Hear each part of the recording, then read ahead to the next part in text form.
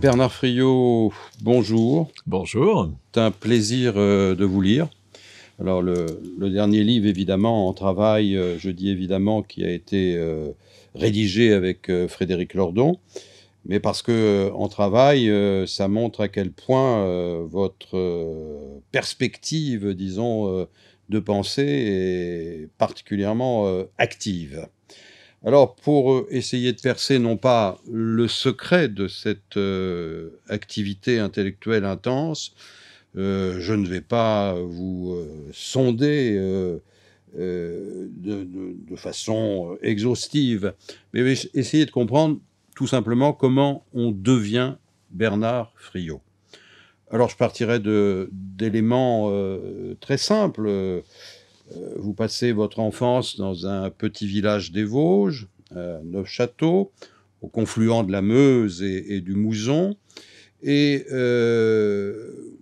vous évoquez pas beaucoup votre enfance, mais par moments, bon, voilà, je vois une phrase où vous dites « Oui, j'ai été en contact avec des paysans pauvres. Oui, à l'époque, pendant mon adolescence, un peu plus tard, j'étais pas conscient du fait que l'agriculture productiviste allait nous conduire dans le mur. » Bon, voilà pour un tableau très rapide, mais quand même quelques mots sur vos années de formation et peut-être quelque chose qui vous singularise. Votre lien au catholicisme, est-ce qu'il provient justement de ce village d'enfance? Alors, je suis né à Neufchâteau, effectivement, dans les Vosges, aux confins des Vosges et de la Meuse, mais je n'ai pas vécu à Neufchâteau très longtemps, et j'ai été dans des petits villages, effectivement, où mon père était instituteur de classe unique, hein, donc c'était des tout petits villages, plutôt du sud du département des Vosges, hein, à Clodon, qui est à côté de Montureux-sur-Saône, donc à la limite de la Haute-Saône, là, pour le coup. Et j'ai été ensuite à Terne, au lycée d'Épinal, jusqu'en troisième, car de fait, en seconde, j'étais au séminaire, dans un petit village Autrey, à côté de Rambervillers, toujours donc dans les Vosges, jusqu'en terminale, et ensuite au grand séminaire, ce qu'on appelle le grand séminaire, à Saint-Dié, toujours dans les Vosges, donc pour le premier cycle, la formation des prêtres. C'est une formation en 5 ans, un premier cycle de 2 ans, un second cycle de 3 ans, un premier cycle plutôt philosophique, exégétique, et j'ai fait ce premier cycle avant ensuite d'aller en coopération.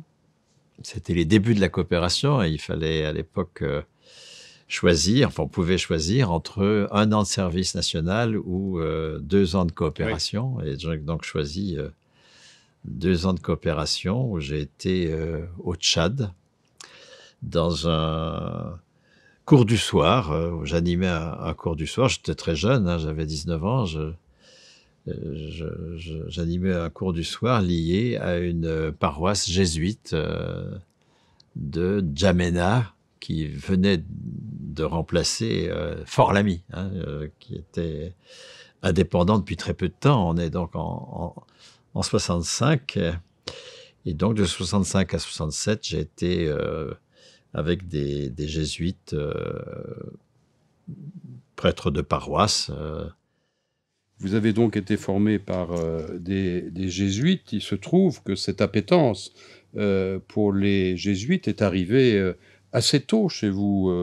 Je crois que c'est dans le livre précisément avec Frédéric Lordon. Vous dites en classe de 4e, le cours de français, on lisait les provinciales et Tartuffe, j'étais bon élève, c'est-à-dire que je connaissais le code et je les respectais, mais le Dieu de Pascal m'effrayait, le jansénisme était étranger à ma sensibilité. Vous êtes en 4e, là. Donc, tout à fait, oui. Il se dessine déjà un profil, si je puis dire. Vous n'êtes point janséniste. Alors, c'est un profil de grande église, on va dire, hein. C'est un profil de grande église, c'est-à-dire on appartient à une organisation sans y croire, hein. Je signale aussi dans le livre que dans sa formulation latine, le credo distingue très justement credo in deum et credo ecclesiam. Absolument. Croire l'Église, ça n'est pas croire en l'Église. Et du coup, on n'a pas d'affect particulier vis-à-vis d'une organisation à laquelle on est parce qu'on n'est pas plus malin que les autres et qu'il s'agit d'être organisé, évidemment. Donc, je suis au Parti communiste pour la même raison que je suis dans l'Église, c'est-à-dire certainement pas un regroupement de purs qui se définissent par leur pureté. Alors, nous croisons déjà le communisme.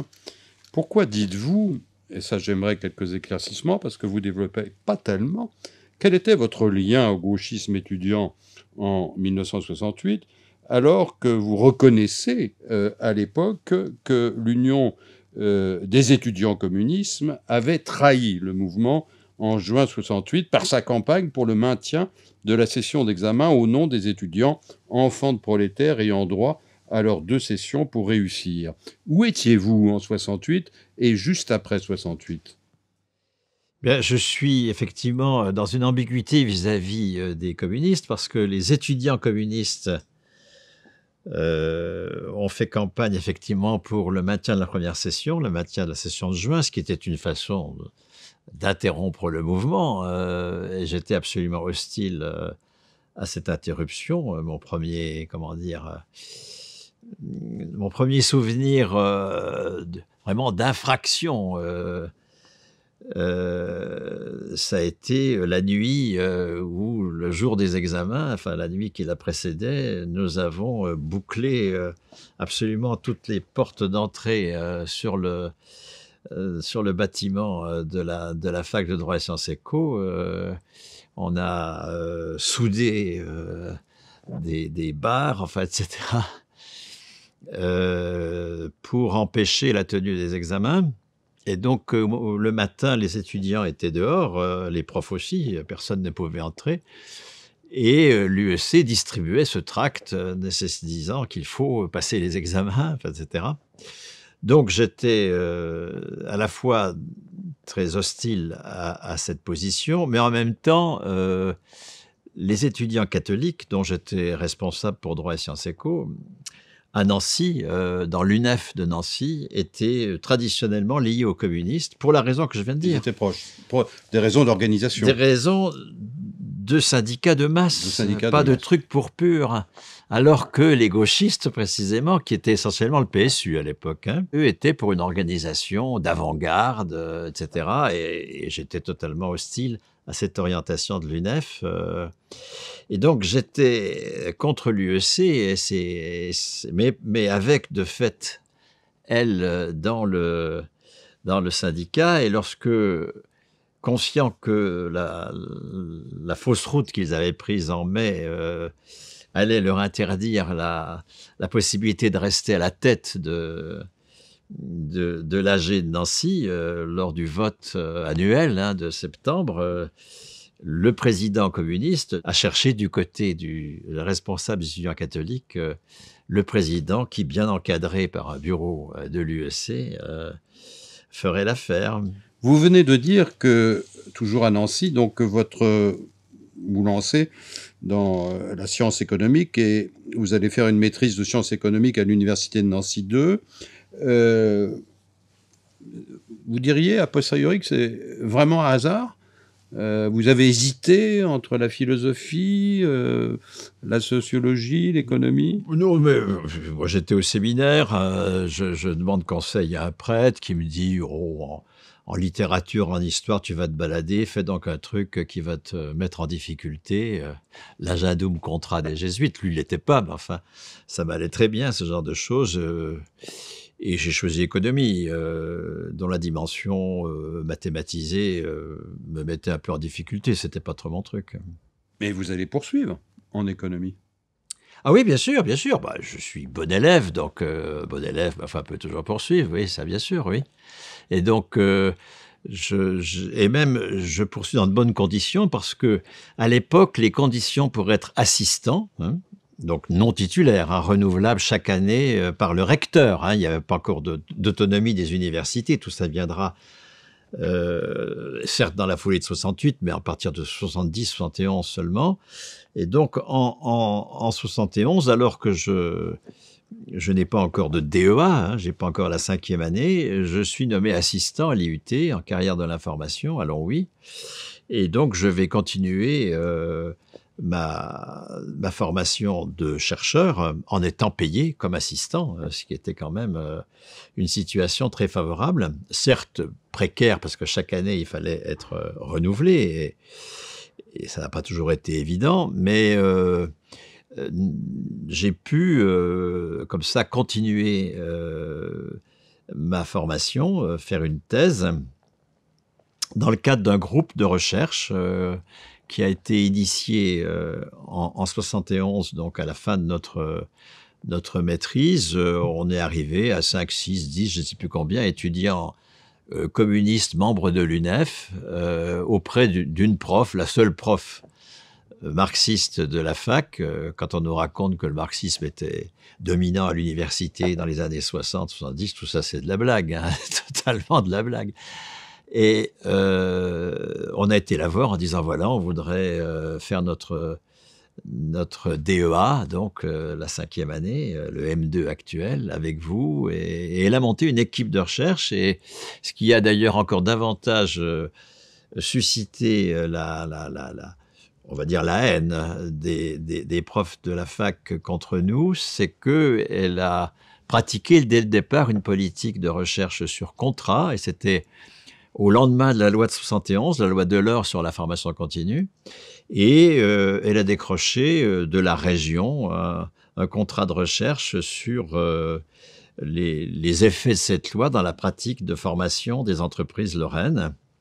Et c'est comme ça que j'ai commencé mon travail, dans un groupe qui s'appelait Groupe de recherche en économie de l'éducation, parce que Annie Vinocure, donc cette prof qui ensuite a été nommée à Nanterre très vite, et qui a dirigé ma thèse, était une grande spécialiste, et toujours, de l'économie de l'éducation.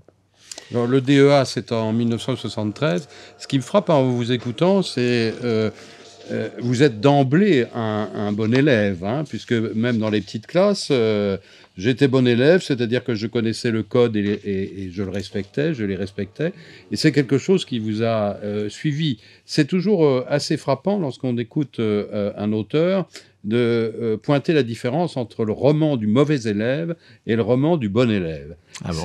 Ah bah oui, parce qu'il y a nombre d'auteurs qui ont été de piètres élèves, des très mauvais élèves, et qui étaient vraiment au point de se faire virer, etc. Et le bon élève, il ne faut pas faire d'amalgame, il est absolument singulier. Mais il y a une forme de tranquillité quand même quand on entend ça. J'étais bon élève, donc j'étais bon étudiant. Je précise, je crois, dans l'extrait que vous avez repris là du bouquin avec Lordon, que je connaissais le code et je le respectais comme dans un jeu. Je dis bien comme dans un jeu. C'est comme être dans l'église sans y croire. C'est quand même très important, oui, ça. Oui, absolument. C'est savoir que... c'est ne pas mettre tous ses affects dans une activité ou dans une appartenance. Alors, Bernard Friot, la sagesse est d'être dans une organisation et d'y rester, dites-vous. Néanmoins, le communiste Bernard Friot d'aujourd'hui a peu à voir avec le communiste des années 70, début 80. Précisons quand même ces années 70, 80, qu'est-ce que c'est être communiste dans ces années-là? Alors on défend quoi? On étudie quoi? Le capitalisme monopoliste d'État? On est sur des positions marxistes plus ou moins orthodoxes, je dis plus ou moins. Que lit-on? Quels sont les points de friction et de division à l'intérieur du Parti communiste, évidemment au moment du programme commun?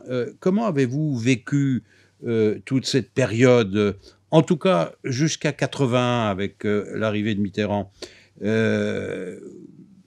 sauf si cela m'a échappé, vous n'êtes pas très bavard sur ce point. Oui, vous dites, oui, voilà, j'étais un communiste, comme on était à cette époque-là. Mais comment? Bah, ça, c'est le communisme vu de province, hein. Je suis à Nancy et c'est ce communisme-là que je connais. Nancy, c'est une terre de droite, hein, le seul moment de gauche à Nancy, c'est lorsque les Alsaciens refusant l'annexion allemande en 1870 se sont reflués à Nancy et des industriels alsaciens ont constitué l'école de Nancy, hein, avec Gallet, Prouvé, enfin, etc., qui était une école de gauche, hein, qui était une école dreyfusarde. Mais là, il faisait tâche dans un, dans un, dans un univers particulièrement droitier. Donc, le Parti communiste à Nancy, j'ai participé à des candidats, j'étais candidat dans une liste municipale, etc. On faisait 3-4%. Hein, mais en revanche, le Parti communiste en Meurthe-et-Moselle, Nancy étant au sud de la Meurthe-et-Moselle, hein, était un parti puissant qui, dans le pays haut, comme on dit, hein, le pays de la sidérurgie, détenait la quasi-totalité des mairies, par exemple. Hein. Un peu comme la Haute-Marne. Peut-être, en tout cas, la distinction entre le Sud et le Nord. Ouais. Alors, il y avait une fédération Sud du Parti communiste, qui était une fédération de communistes minoritaires, hein, à Lunéville, à Toul. Enfin, Oui. Toul, c'était des chouans, comme disait ma mère. C'est Nadine Morano aujourd'hui, ça a été le général Bijard, enfin, les élus de Toul. Et ce que j'ai trouvé dans le Parti communiste, qui était donc pas du tout un parti de gestion de mairie et tout ça, c'est un parti d'opposition. Ce que j'ai trouvé, c'est un contact avec des ouvriers, parce que dans mon enfance rurale, hein, puisque j'ai toujours vécu dans des endroits très ruraux, qui étaient séminaristes au séminaire, essentiellement des enfants de ruraux, il n'y avait pratiquement pas d'enfants d'ouvriers, et que dans mon internat au lycée, avant d'aller au séminaire, il n'y avait pratiquement pas d'enfants. Il y avait encore un examen d'entrée en sixième. Hein, il n'y avait pratiquement pas d'ouvriers, d'enfants d'ouvriers au lycée à l'époque. Hein. Donc, je ne connaissais pas. Et là, j'étais très heureux, hein, de rencontrer, parce qu'autour de Nancy, il y a, cela dit quand même, il y a Pompey, il y a Neuve-Maisons, il y a de la sidérurgie, et puis il y a toute une activité de chimie à partir du sel. Il y a des choses quand même, et j'étais heureux de rencontrer des ouvriers que je ne rencontrais pas ailleurs globalement, hein, et des militants ouvriers de très grande qualité, hein, vraiment de très très grande qualité. Et puis alors, le parti à l'époque n'était pas ce qu'il est aujourd'hui, l'ombre de lui-même. Hein, il y avait un nombre important de communistes à l'université. Hein. Le parti à Nancy, c'était surtout des enseignants, hein, pour l'essentiel. Et à l'université, il y avait au moins 2 sections, et les sections avaient peut-être 5 ou 6 cellules. Enfin, il y avait peut-être une quinzaine de cellules. Cellules, c'est-à-dire 8-10 personnes. Enfin, il y avait au moins 150 communistes parmi les profs à l'université de Nancy, essentiellement en maths. Hein. Nancy, c'est Bourbaki. Hein, Ah oui, le groupe Bourbaki. C'est à Nancy qu'est né le groupe Bourbaki. Ah oui. Les matheux étaient à la fois très à gauche, très bons, excellents scientifiquement, Oui. et aussi très à gauche. Et il y avait une forte poids du Parti communiste. Donc c'était pas un parti. Là encore, moi j'adhère à une église, à une grande église. J'adhère pas à une secte. Hein, c'est pas mon truc du tout. Hein, et même minoritaire, sur mon lieu de travail, il est présent. Moi, j'organisais dans mon IUT, j'organisais tous les mois une réunion publique du personnel où il y avait des tas de gens. Je sais si j'ai aussi fait le tour de tous les bureaux des collègues pour vendre le programme commun de gouvernement, et j'étais délégué de la Fédération de Meurthe-et-Moselle Sud au congrès de 76, qui à la fois est tout à fait dans l'optique programme commun de gouvernement, démocratie avancée pour la France, enfin, etc., et puis qui acte également de l'abandon de la dictature du prolétariat dans des conflits internes à l'échelle nationale, mais qui ne nous atteignaient pas à l'échelle locale. Il y a quelque chose qui est frappant quand on vous lit, c'est la manière dont vous avouez vous-même, après toute cette période de recherche, de militance, bref, vos deux casquettes, chercheur et militant, vous avez été remis en selle. C'est l'expression que vous employez. Alors, remis en selle par les circonstances, mais aussi par des auteurs. Alain Badiou peut-être, Lucien Sève certainement. Badiou non, j'ignore totalement, et je continue d'ailleurs à ne pas connaître les travaux d'Alain Badiou, pas par refus, hein, mais par choix de lire et faire autre chose. On est forcément limité. Oui, mais Sève à nouveau, bien sûr. Hein, Sève dans ce petit bouquin, commencé par les fins, qui paraît en 99. Marxisme et théorie de la personnalité était paru en 69, je crois, au moment où j'adhérais au parti à peu près. 99, oui, c'est la fin d'une décennie épouvantable. Hein. Vous avez Furet, vous avez Rosan-Vallon et la Fondation Saint-Simon. La Nouvelle Gauche. Vous avez la Nouvelle Gauche. Furet, c'est pas vraiment la Nouvelle Gauche, c'est vraiment la droite, mais ancien communiste. oui, bah ça peut arriver. Oui. Ouais. On fait le dos rond. Hein. Il y a aussi évidemment la chute de l'URSS, une forme de déphasage complet. Enfin, pas de déphasage, mais le Parti communiste, par exemple, c'est plus du tout où il en est à ce moment-là. Pour ceux qui font profession de chercheurs, peu, et en tout cas pas moi, tiennent le mot communiste, par exemple. Hein. Vous avez des gens comme Jacques Bidet qui continuent, vous avez Sève, bien sûr. C'est à Nanterre aussi, Jacques Bidet. Jacques Bidet qui est à Nanterre, oui. C'est des années où on fait le dos rond, hein, et on voit pas très bien... disons, la première fois où le mot communiste réapparaît dans un de mes titres, c'est dans les temps modernes, en 2000, pour un imaginaire communiste du salaire. Mais précisément, je remets le mot communiste après avoir lu en 99 le bouquin de Sève, hein, commencé par les fins, qui justement commence à nous sortir de l'étapisme. Hein. L'étapisme, c'est donc cette croyance à laquelle moi j'ai totalement adhéré d'ailleurs pendant des années, cette pratique militante qui, le passage au communisme, c'est 1, prise du pouvoir d'État, 2, socialisme, 3, communisme. Cet étapisme a été discuté et théorisé dans la social-démocratie allemande, qui est le cœur du mouvement ouvrier à la fin du 19e siècle. On le chercherait en vain chez Marx, hein, c'est pas vraiment un dispositif marxiste, mais chez Marx, mais ça va devenir l'espèce de lot commun de tous ceux qui se réclament du communiste, hein, qu'ils soient d'ailleurs encartés au parti ou trotskistes ou anarchistes. Enfin, c'est le communisme, c'est pour demain, hein, c'est pour après, c'est pour plus tard. Et l'idée même qu'il puisse y avoir un déjà-là communiste dans le présent, donc une lecture dialectique du capitalisme qui fait qu'on sait lire dans le capitalisme le communisme en train de se construire, ce qui est le cœur d'une lecture marxiste d'une réalité sociale, c'est d'en faire une lecture dialectique. Et complètement étranger à cette culture, hein,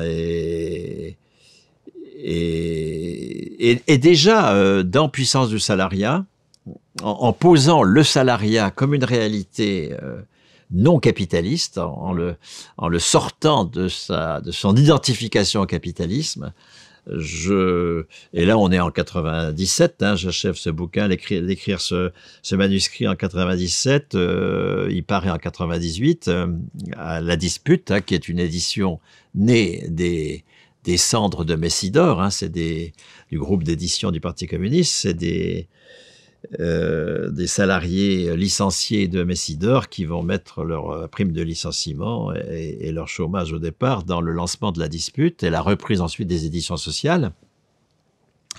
Et donc, je publie Puissance du salariat, enfin dans une version allégée, seulement la moitié du manuscrit, en 98. Et là, effectivement, j'affirme le salariat comme une réalité d'émancipation.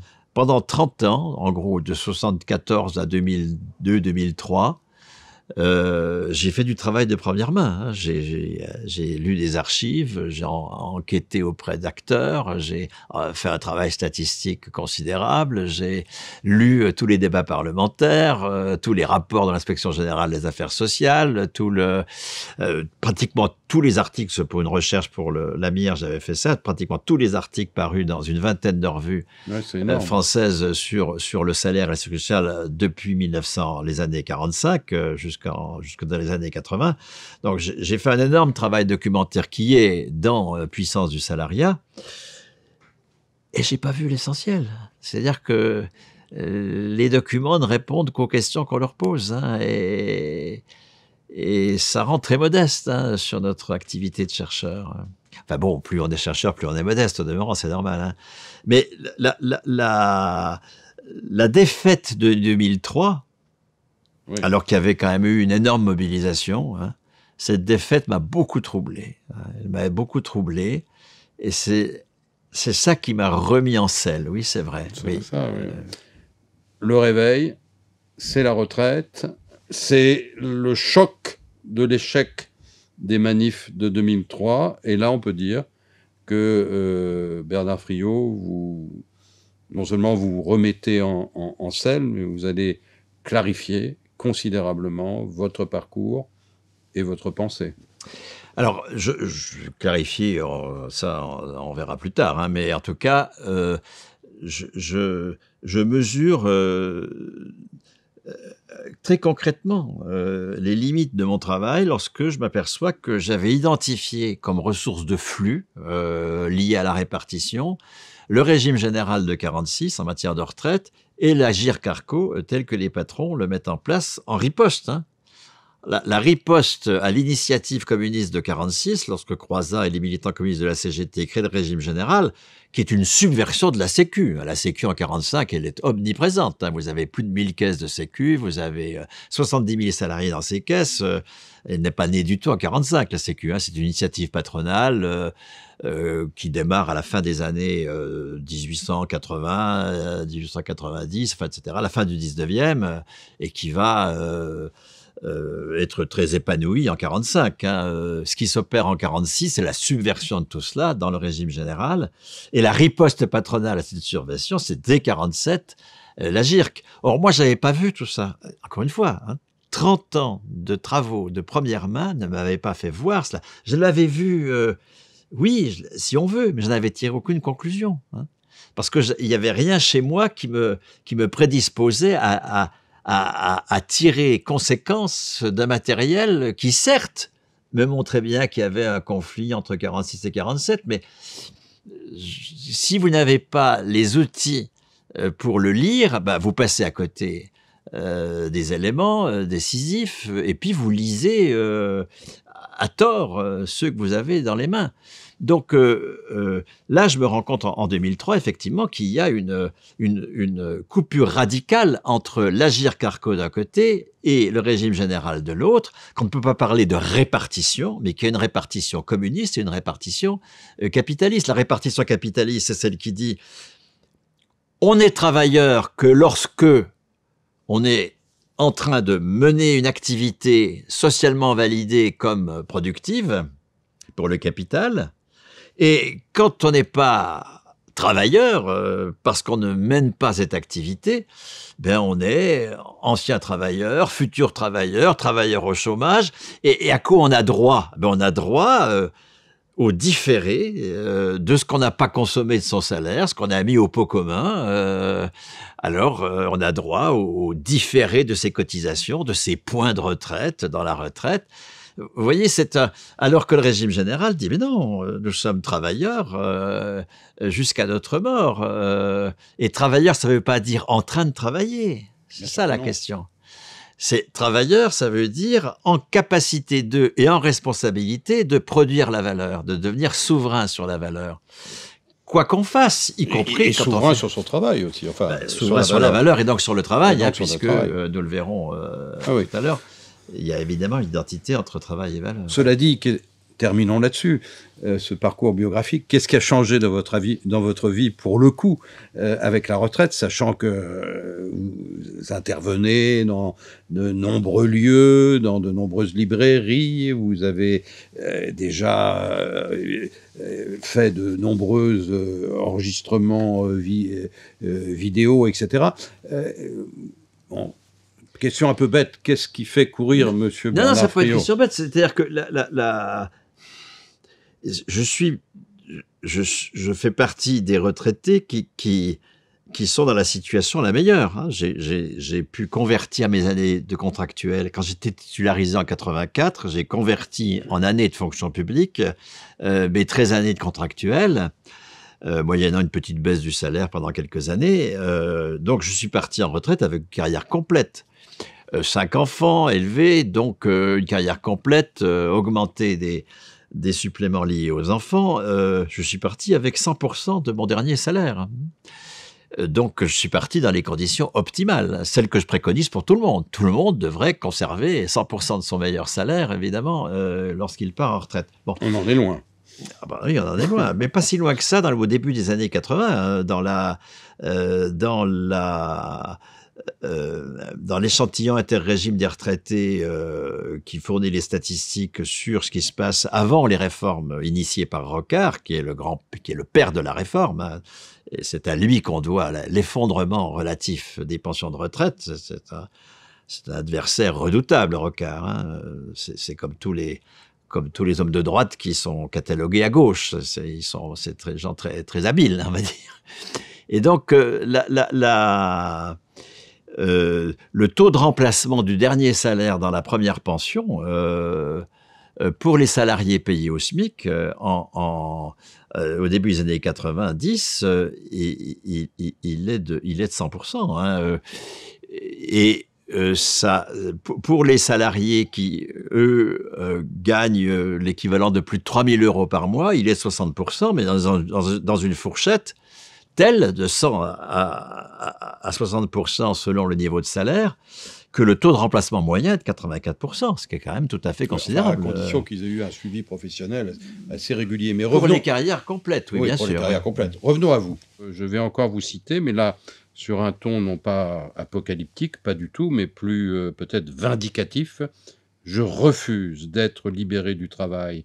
Je refuse l'assignation des 18-35 ans à l'insertion. Je refuse les ersatz des activités pour maintenir mon capital cognitif auquel m'incite l'indécente industrie de la lutte contre le vieillissement. Je refuse toutes ces fadaises. Oui, je l'ai d'ailleurs exprimé un peu tout à l'heure. Évidemment, hein, là, ça c'est le Bernard Friot retraité, hein, qui alors même, encore une fois, comme je l'ai dit, est dans la meilleure situation. J'ai 100% de mon meilleur salaire.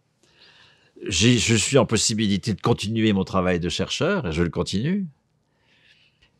Mais en même temps, je ne reçois plus les courriers de mon université.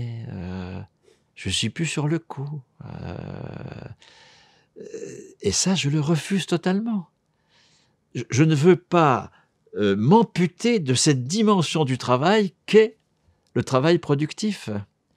Je ne veux pas m'amputer de la responsabilité de faire en sorte que mon éditeur ne passe par un distributeur qui ne vende pas de bouquins à Amazon. Si je suis retraité au sens où le capitalisme considère les retraités comme d'anciens travailleurs, qui ont plus de responsabilité, et une situation qui a été malheureusement intériorisée par les personnes. Complètement. Qui admettent, voire qui se glorifient d'eux, etc., etc. Bon. Ma foi, je vais envoyer mes bouquins à un éditeur, puis ma foi, c'est pas de ma responsabilité, qu'il fasse ce qu'il veut. Moi, ma responsabilité, comme je suis quelqu'un du livre, c'est quand même ça mon métier de base, c'est de faire en sorte que l'édition échappe aux griffes de Bolloré, que l'édition soit le fait des travailleurs eux-mêmes de la filière. Et ça jusqu'à ma mort. Je refuse d'être confiné dans du bénévolat parce que je n'ai plus de responsabilité économique. Je refuse de vieillir parce que Bolloré, il vieillit jamais, lui. Il reste aux manettes. Qu'est-ce qui me fait vieillir? Mais c'est l'irresponsabilité. Alors progressivement, je m'intéresse au début, tout feu, tout flamme, je fais des tas d'associations, et puis en plus je fais du vélo pour maintenir sinon mon capital cognitif ou mon capital musculaire, enfin, etc. Et puis progressivement, tout ça, en plus je mesure, je discute suffisamment souvent avec des retraités, ils mesurent qu'ils sont marginalisés dans le bénévolat, ils le mesurent. Ils sont pas fous, hein.